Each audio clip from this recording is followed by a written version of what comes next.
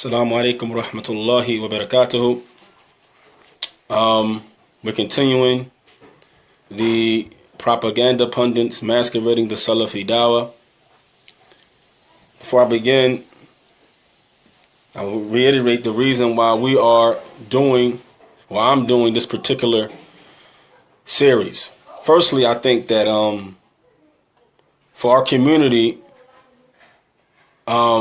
I think the books that were written by our brother Abu Aliyah, The White Battle, may Allah preserve him, which was cult characteristics, and also this book here, Propaganda Pundits Masquerading the Salafi Dawah, I think that they were very historical. I think they changed the game. I think that they were very academic, and it gave you a criterion exactly what is Islam and what is a cult. And I think it's a guideline or a book that gives you guidelines to how to dip and dab and to maneuver yourself, not becoming in a cult. And I think that because if you don't know what something is, then you don't know how to avoid it. And this is why I'm reading this book. I think we have to really understand that there are characteristics that exist amongst people who call themselves Salafi. And I use that term very loosely because there's a difference between Salafi of the Manhaj and what was revealed by Allah and the Salafis who think they're implementing what Allah sent down, but actually they turned themselves into a cult and a gang. Plain out and simple. Right now we're in chapter 9 of the book Propaganda Pundits Masquerading the Salafi Dawah by our brother Abu Ali, The White Battle, where it says, well, Allah subhanahu wa ta'ala, he says in Surah An-Nur, he says, إِذْ تقونه بألسنتكم تقولون بأفواههم ما ليس لكم به علم وتحسبونه حيا وهو عند الله عظيم. It says, when you were propagating it with your tongues and uttering with your mouths that whereof you had no knowledge, you considered it a little thing, while with Allah it was very great. And this chapter is about rumors and gossip, something that's a big problem in our community, and how this cult was able to use that because it was already in our community. We're already big on, growing up, sitting on the stoop, talking about the neighbor, talking about this one, spreading gossip. I remember I was in high school. You say something about a girl, she was loose, she was fast. This one had sex with her, this one did that with her, and stuff like that. We all grew up in that type of environment, this tabloid Hollywood environment where everybody's talked about. So it was very easy to use this against us. He says, rumor and gossip are nuances that can become a menace to a Muslim's honor, family, and business. The impact from rumors and gossip poisons relations between people and affects the well-being of a community. Wa alaikum salam to Sheikh Muhammad. Sheikh Muhammad, what's going on, Sheikh? Both cling to invention and deceit, and both, even though containing grains of truth, are malignant. Circulating false rumors is one of the main branches of propaganda. When a critic cannot bring damage to the other party face to face, he resorts to spreading rumors. In this action, he calms public opinion and makes people busy, so people are diverted from their main crucial issues. And let's bring it a little bit more home. Number one, right? Say if something is true about somebody, but you have no witnesses. Is it now okay if you see a brother, maybe he's doing something haram, fornicating, whatever it may be? You the only one who's seen it. Is it now okay to go now spread it to the community? Or is it upon you to advise the individual who just did that?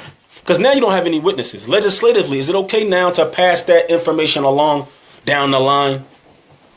Because we got to understand, we're not talking about somebody asks you about marrying a brother and you have that information on him. Then it's permissible. Now you got to let stuff be known. I'm talking about you now going to be malignant and evil and go spread it against that particular individual for political gain in the community. This is the problem that we're facing. Or you want to bring damage to somebody's honor because maybe now he's a threat to you academically, or a threat to you politically, or a threat to you in the community. Or financially. Okay, because the thing is, we don't see refutations of true Ahlul Bid'ah. We only see refutations of Ahlul Sunnah. Why? Because Ahlul Sunnah, the people who are like them, okay, mess with their money and their bottom dollar. So it's no point of refuting, even though the Ahmadiyya movement is growing in Philadelphia. Opening up these places they call masjids and things like that. But we don't see a confronted effort on their Twitter accounts. We don't see confronted effort with whole lectures about them. We only see it about people who have the same manhaj as these particular people because it's about the bottom dollar. It's about the bottom dollar. Exactly. You need 4 witnesses. Barakallahu feek. So, and we'll find that this is one of the main things we see propaganda being used against a particular group or particular people to bring them down. He said, so in this action, it calms public opinion. It makes people self-busy from their things that are important in their life. For example, you remember when everything was so busied. I mean, they busied the whole community with our brother Shadeed Muhammad. They busied our brothers. They busied people with Muhammad Munir, with Tawhid. They busied them with our brothers. But at the same time, no schools were being built. At the same time, no social reform was happening. At the same time, no academics were happening. Nothing. Nothing was happening because it's easy to busy our people with tabloids, with newspapers, with the newest thing. And while you're doing that, they never pay attention to the fact that you're slighting them. And this is all propaganda, all of it. So we need to get past that. And the only reason I'm mentioning these, like I said, so that way we know exactly what's in front of us so we never fall into this again. May Allah save us from ever creating another cult and another his upon these characteristics. Ameen. Qadi Abu Bakr rahimahullah said, when people cannot find a mistake for a person, they harbor jealousy and hatred for, and they resort to inventing a mistake. So you resort to finding something, you know, like for example, like our brother, he said, I think Shadeed said that Allah is not going to help us out of this since we got to help ourselves. Right? So what they did is though they took his statement and they tried to say he was going against Qadr. Right? But we all know the statement means that Allah will not help people till they help themselves. Allah will not change the condition of people till they change it themselves. We understood what he meant.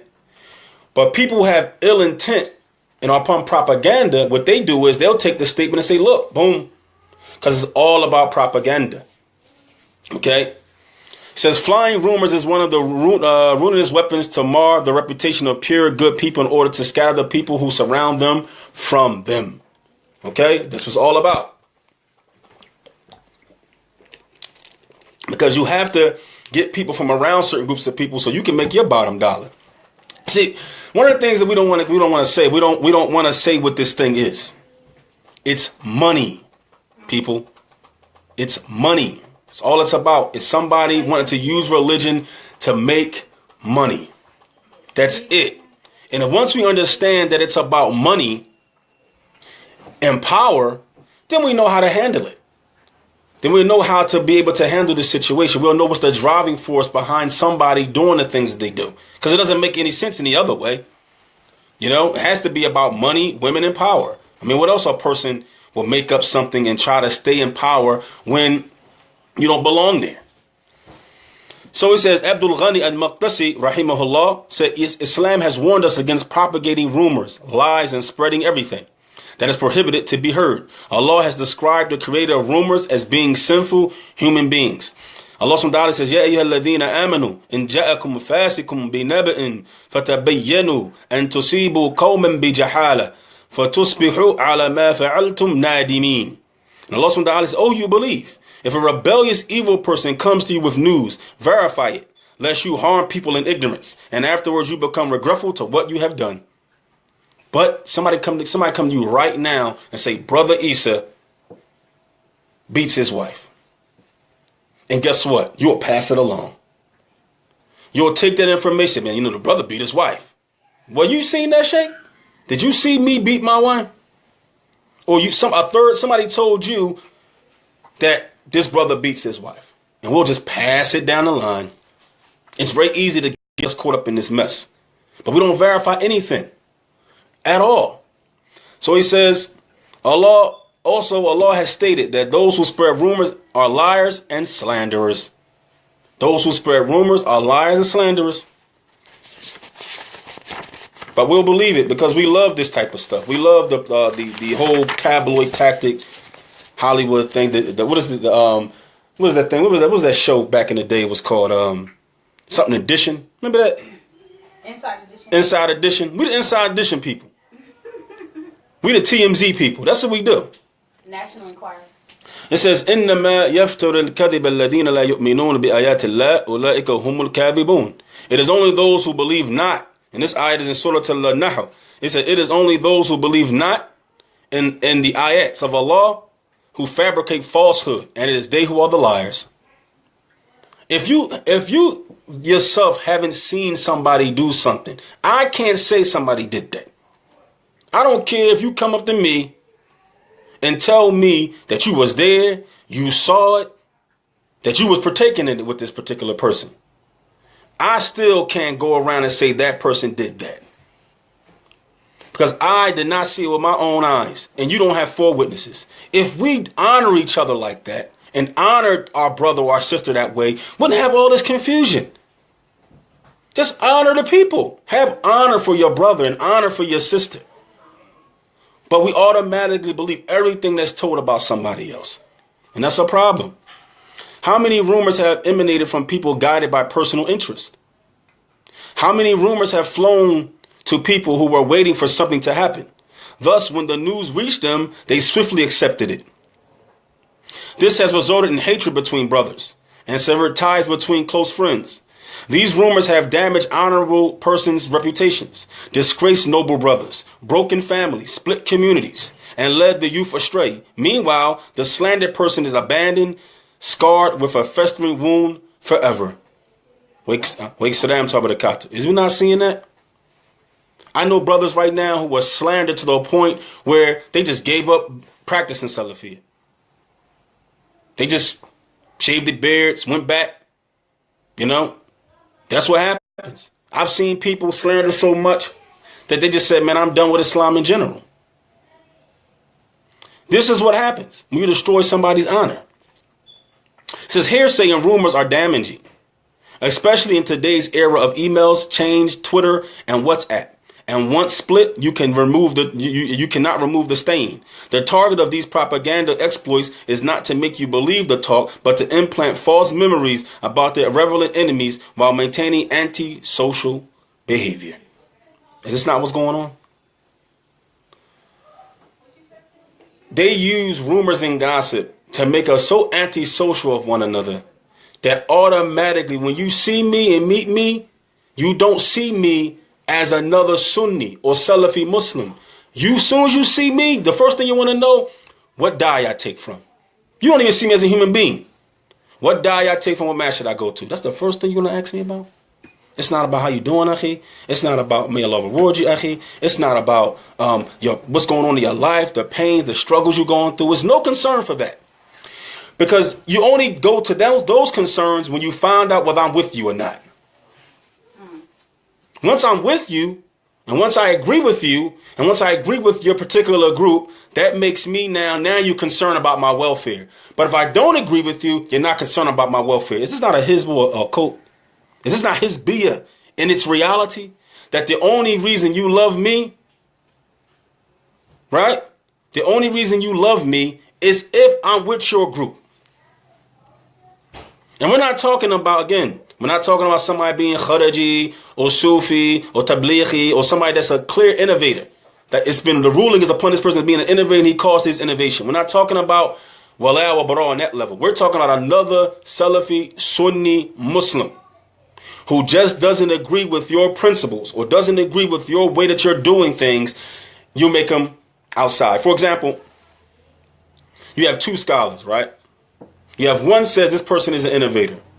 You have another person who says this person is not. And you can listen to our brother on Imam Shawkani, Mekta Ibn Shawkani, when he translated the statements of Sheikh Muhsin al-Abbad, his advice to those who go extreme in boycotting and placing innovation on people. And one of the points that the Sheikh brings is that you'll find that the small students of knowledge busy themselves with these affairs, and they don't even have basic knowledge of Islam. And then they busy their communities with it who have less knowledge than them. Don't even know how to make wudu, don't know how to pray correctly, don't understand the law correctly, but you're going to busy them with boycotting another Muslim or a masjid that you deem to be on something. So we find that, and one of the Sheikh brought it say, so if I agree with the scholar who said this person is not an innovator, for example, and you agree, this particular side agrees that he is an innovator because he goes along with his particular scholars. You know, they may, Sheikh Rabi', Sheikh Abdullah Bukhari, Sheikh Muhammad al-Madkhali, all these different scholars that these guys have on their Rolodex or their menu, they'll say, well, these scholars or the scholars, making it seem like it's every scholar. They'll say the scholar said he's an innovator or he has issues. But then you have Sheikh Fawzan or Sheikh Falan saying that he's not. You say, I don't agree that he is because I agree with the proof that these scholars are bringing. Because it's all ijtihad. It's all of them look at the reality of the person and they make their call based on that. So when I don't agree with their scholars and them, I'm seen as an innovator. And then rumors are spread about me to get people to leave me alone. But the proof is never. So in that case, but those principles they're using is never applied to Sheikh Fawzan, never applied to Sheikh Muqsin al-Abad, never applied to Sheikh Wasil al-Abbas, who don't agree with them. The same way I don't agree with them. You see how the game is played? That's how the game is played. That's how the game is played. As Muslims, we must be competent of the rattling tongue that sets dead scandals or whips up new ones in order to amuse companions. This is doing a great deal of damage. Abdul Ghani al-Maqdisi stated, undoubtedly being occupied with circulating bad news, magnifying people's mistakes, and being bent on hunting and following up one's errors spreads disorder while causing stress. As a result of this kind of culture, people become frustrated, hopeless. This increases tribulation, easy for people to fall victim to. The phrase of rumor vamping aimed at your heart, it's been said or I heard. Right? It's been said about so-and-so. I heard. That's not proof in Islam. That's proof in Islam. It's important to evaluate information carefully before jumping to a wrong conclusion of passing a verdict by association. And that leads us to our next chapter. All right? Leads to our next chapter.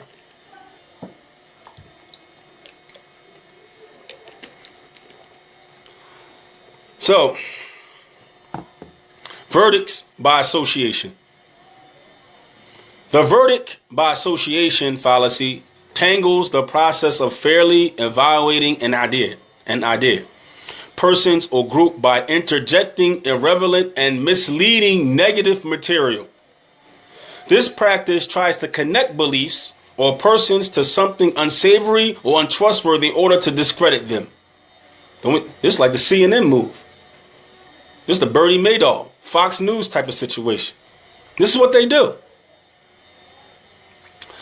The hype of this technique is the unrestricted attribution of a verdict to an individual because of the people or organizations with which he visits, rather than the crime he committed, without fair reason or excuse.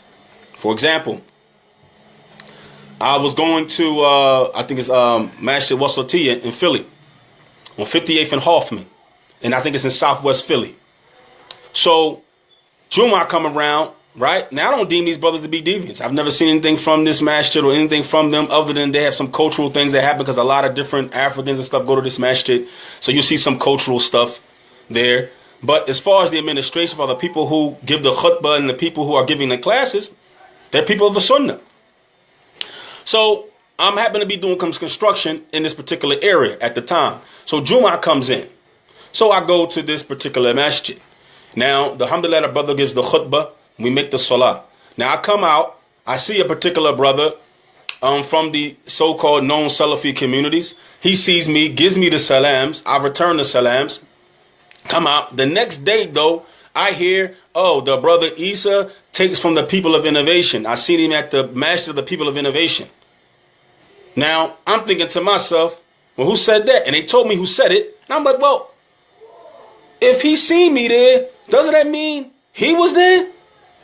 You see how they try to associate with you with a place they deem to be upon innovation just by you being in the area or being in the place at the time. Even if it was a masjid known for innovation, even if it was. by me praying Jum'ah there or praying there doesn't associate me what they're upon. But this is what they do. This is how it works. So there was no crime. There wasn't like, I got proof that the brother were doing the same innovation these particular people were doing. They don't get you for the crime committed. They get you for just being there. For example, a new Muslim walks in from the streets and prays in a masjid, considered to be a Hizbi or non-Salafi, etc. masjid. Would it be fair and just to call him a Hizbi when the masjids are the houses of Allah? Another common example flavored from Salafi publications and its side groups and its franchises is the updates of mosques that are Sunni teachers to teach. For example, they update and they give you a list. I've seen it in Germantown before. These are the Salafi masjids, and every couple of years it changes because they may take a masjid that was with them before out of Salafi and then they put a new one there. So that's what they do. Shaykh al-Islam Ibn Taymiyyah said, Allah ordered unity and harmony and prohibited innovation and splitting. Allah says, Inna ladina farriqu dinahum kanu shi'an lasta minhu fi shay. And Allah Azza wa Jal, He says, verily those who divide their religion and break up into sects, you have no concern in the least. The Prophet ﷺ said, you must stick to the Muslim body. Allah's hand is with the Muslim body. The Prophet said, Satan is close to the loner, but more distant from two. It is a must for the Muslim who goes to a city where Muslims reside to pray Jum'ah and the congregation with them. Moreover, the Muslim must help the Muslims and not fight against them, even if he sees some of them following misguidance or are misled. If this Muslim has the ability to guide them and show them the correct path, then he must. Otherwise, Allah does not burden a soul greater than what it can bear. If the Muslim has the ability to help those misguided Muslims by becoming their imam and their masjid, then this is the best help. Is this not the reality, people? You're telling me that if I see Muslims who are in dire need of dawah, who are misunderstanding Islam, that now I leave them on that and I go give dawah to the Christian instead, but I leave my brother upon misguidance. That got to be what they're saying. That has to be what they're saying. Or if they allow me to be their imam or teach in their masjid without any restriction, meaning they're not telling me what I can teach, then I need to go to that. It's an obligation for me to go to that place and teach them and correct the affairs of my brothers. This is Islam. Because at the end of the day, I love the Muslims. And my love for them is going to make me want for them what I have for myself. Understanding Islam according to the Sunnah. I want the same thing for Ahmed, for Khalid, for Muhammad, for Yusuf, for Sa'ad. The same thing. It's unbelievable. Ibn Taymiyyah, rahimahullah, words are quite lucid in how a Salafi Muslim must behave with ignorant Muslims. A sensible Muslim should ask the question, in a society where we are the minority in the land of disbelief, how can Islam spread if we do not lead ignorant and misled? Certainly, this group not only does not want to see Islam spread to the ignorant, yet they also desire no one else teaches it but them. Be on guard when you see the phrases like these. We have to understand this. It's different if we were in a country where the Sunnah and the scholars of the Sunnah and the masters of the Sunni Muslims were in the majority. And the government was pushing the correct Islam and they were in control of the masjids and everything else. So when bid'ah spreads or bid'ah shows its head, we all can stand against that particular group of people. Meaning we have the backing of the government, the backing of the scholars, the backing of the society. We can boycott that particular place, and it usually gets them to come back to what they already broke off from the Muslim body. But say if we're in a place where we are the minority, the Muslims in general, and the Salafi Muslims are the minority of the minority of the minority.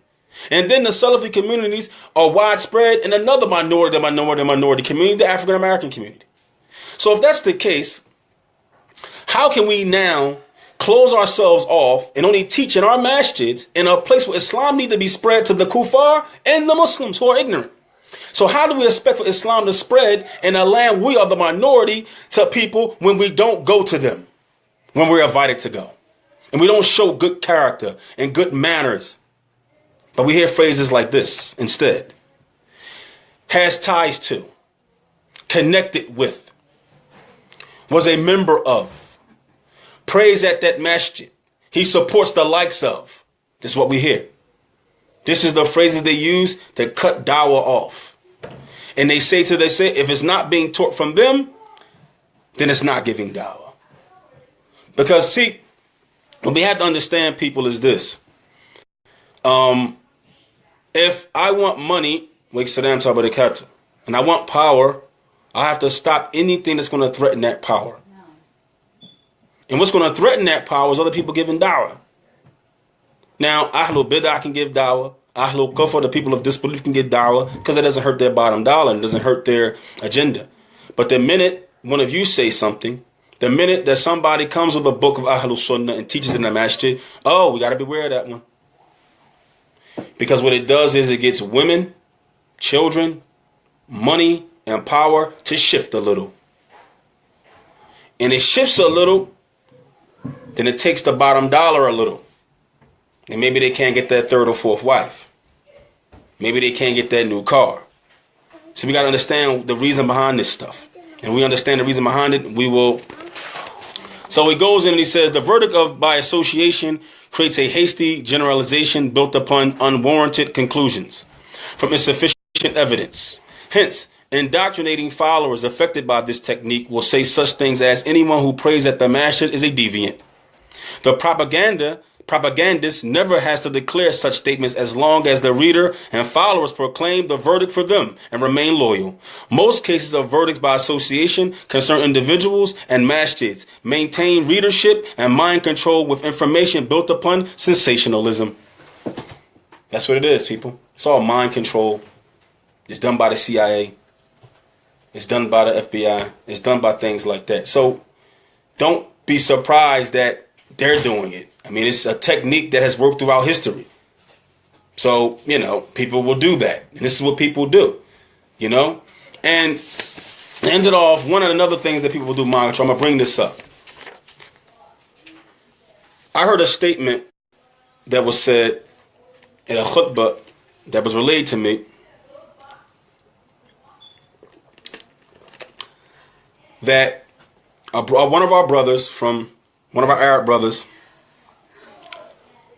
in Newark, New Jersey, at Masjid Rahma, made a statement that our people are not our people.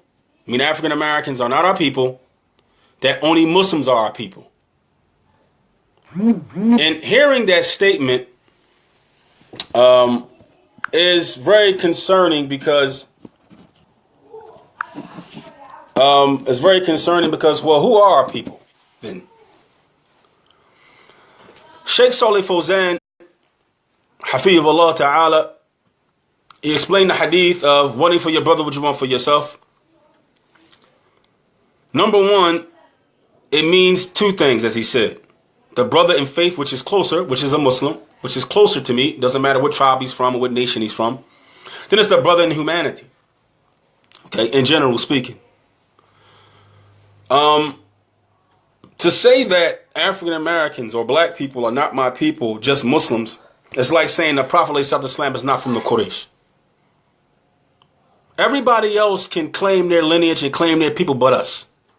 And when we say something about that, and we claim ourselves and we love ourselves, it's seen as nationalism. Only when we do it.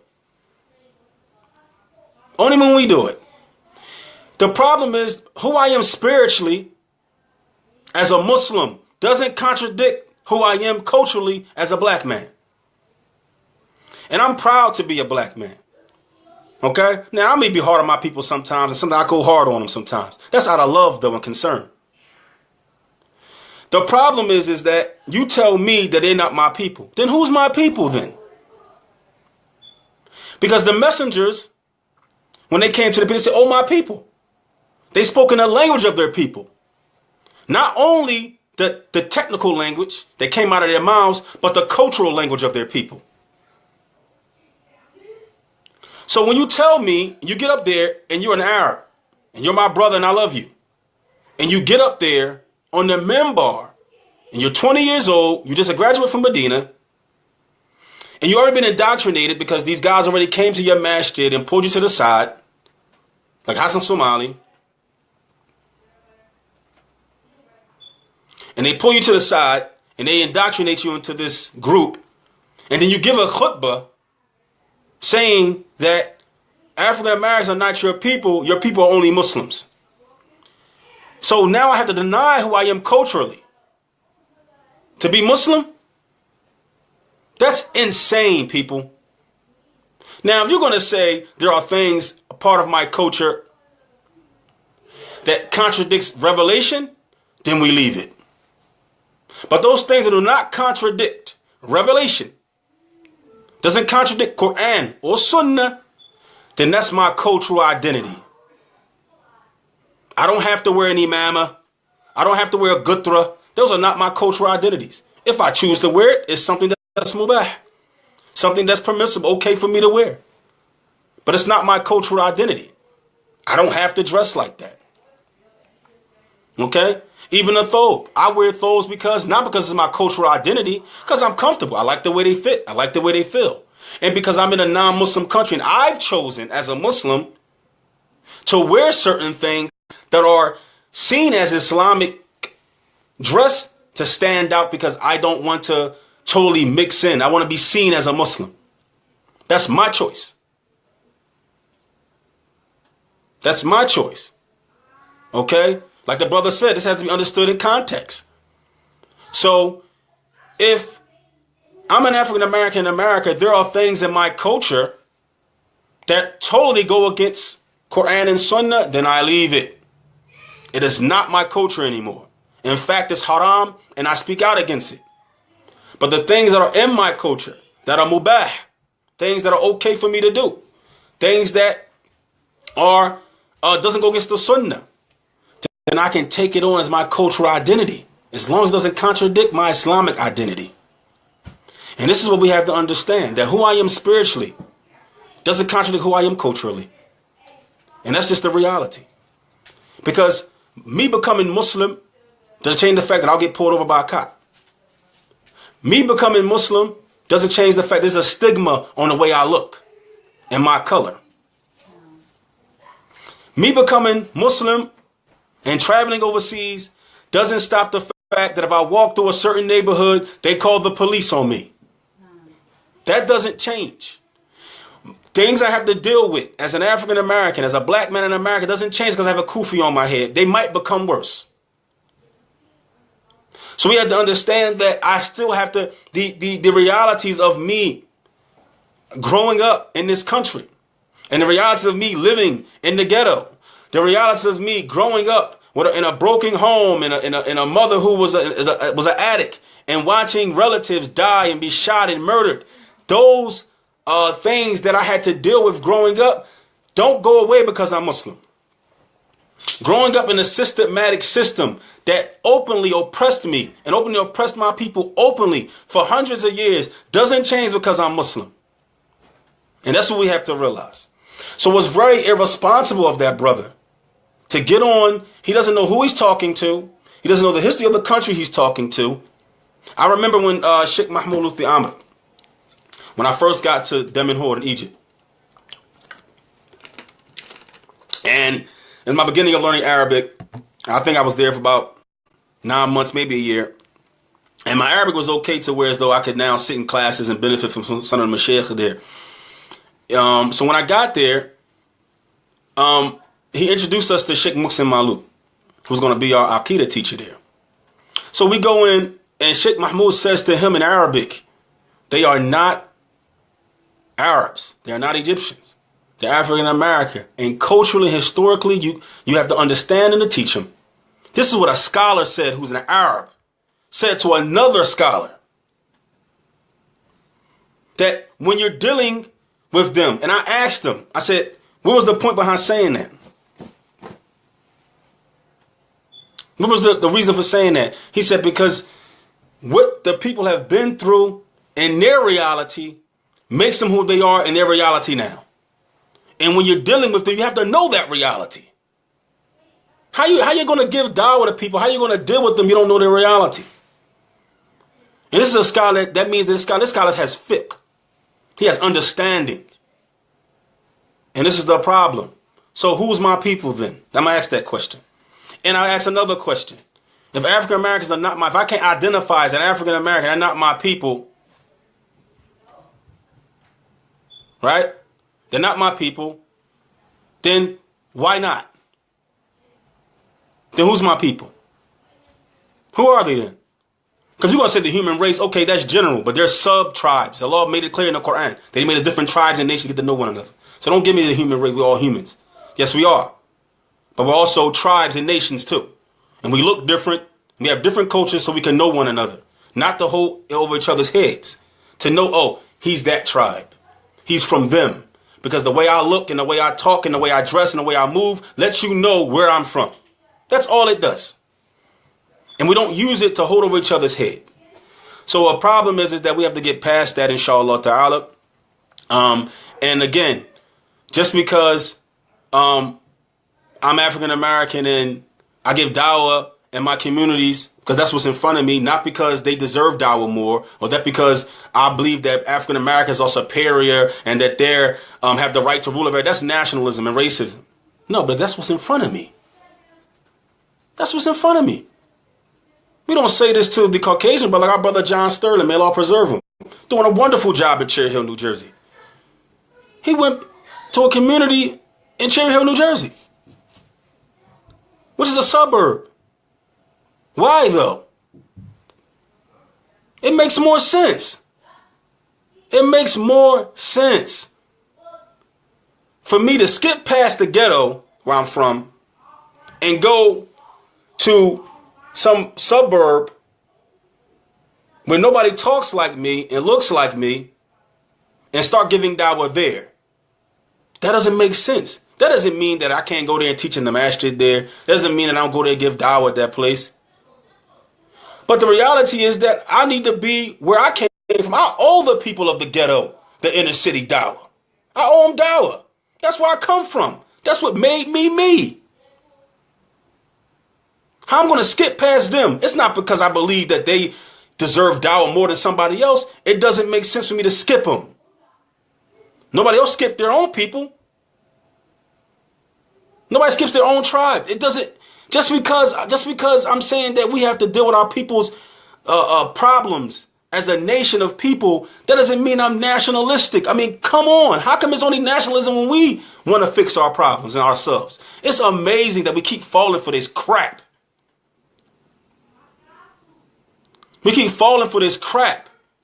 But I can learn about an Arab tribe. I can take on Arab culture like it's Islam.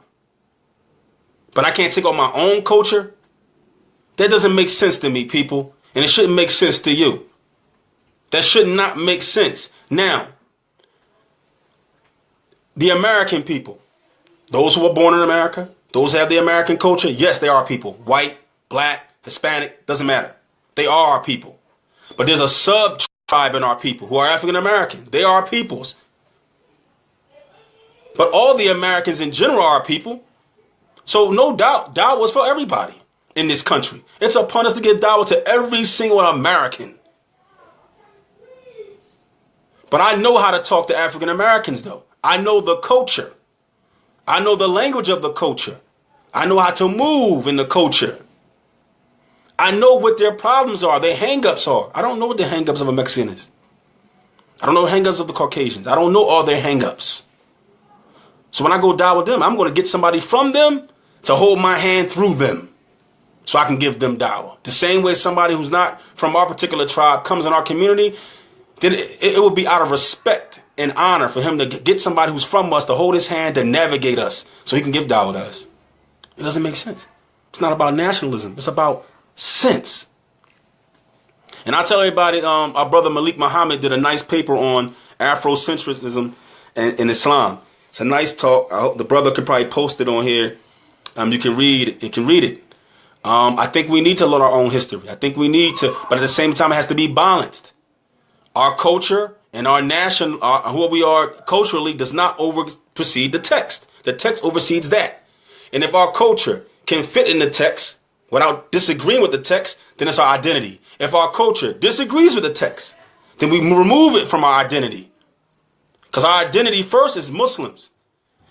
But it doesn't remove the fact that I'm an African American. That's part of my identity. Just like being a Muslim is part of my, you cannot remove that. Me being Muslim and African American is part of my identity, who I am as a human being. And Islam came to change the human condition.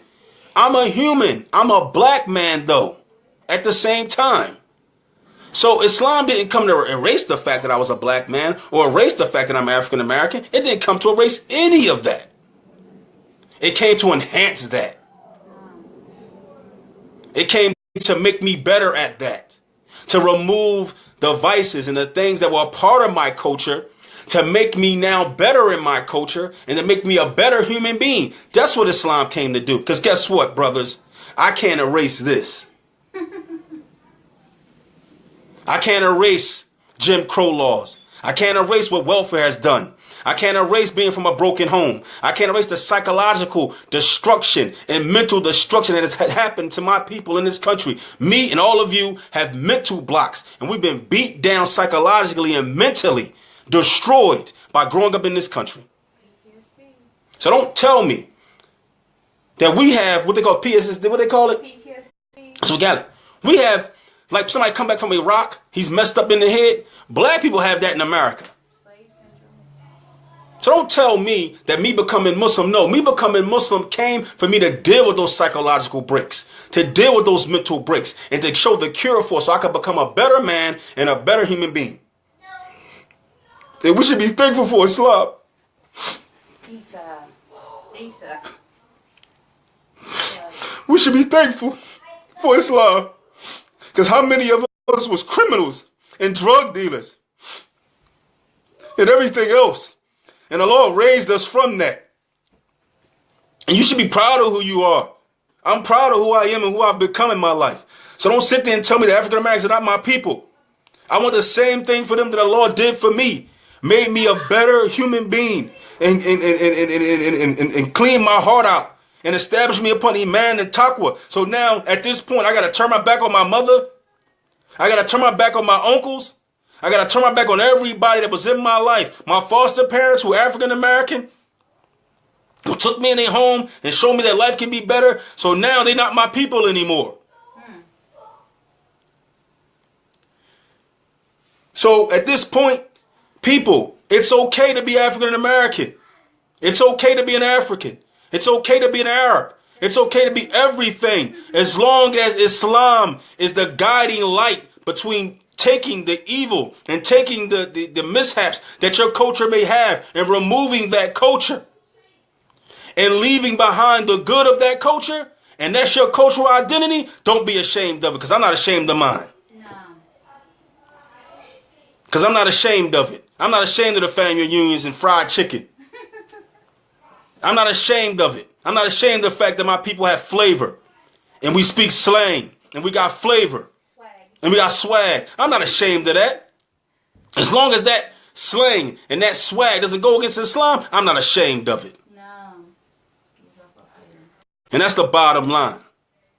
So we ask Allah subhanahu wa ta'ala to forgive us all of our sins and guide us to what is straight and make us strong believers. And let us use Islam for what it's really for, to make us better human beings and to remove the psychological and the mental bondage and bonds that's on us so we can realize the human being that Allah wants us to be. Ameen. Assalamu alaikum wa rahmatullahi wa barakatuh.